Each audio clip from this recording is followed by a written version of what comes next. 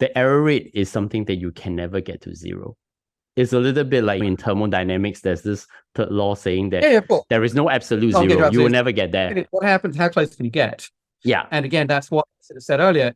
As soon as you start going vertical, A, you might be able to get the error rate much lower. B, you can create product and interface around that to reflect that. And C, the user will know. So if you use GPT to write a sales email for a senior salesperson, it can save them 10 minutes and then they can look at it and fix it. Right. The problem is if you use it for Bing and you say, I've got a really bad pain in my stomach. What are the symptoms of appendicitis? Like, I'm not a doctor. I'm not going to be able to look at the result and tell you whether it's correct or not. So if I were to take that very philosophical part that we just talked about and then think about applications from generative AI, wouldn't we be looking for applications that doesn't have something like very precise, but are able to give us certain variations of, say, something that's optimized around some error rate, which we do not know about?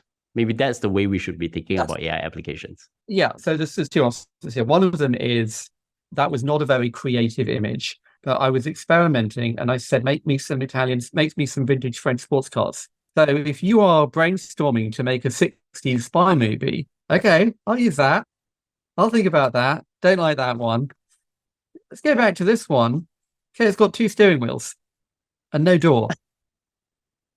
Who cares? I don't care. I'm brainstorming to make a movie, for production design for a movie. I don't care that there's no door. I can add the door. And so that's the other side, is either you can fix the error or you don't care about the error. It doesn't matter. But more generally, like one of the ways that I described this, used to describe the last wave of AI, machine learning, was it gives you infinite interns. So like you're a bank, you want to listen to every call that comes into the call center and tell me if the customer sounds nervous. Listen to every call and tell me if our staff member is rude. Well, you don't need an expert to do that. You can get like a 10-year-old to do that. You can get an intern to do that. But you don't have enough interns to listen to every call. Well, now you do.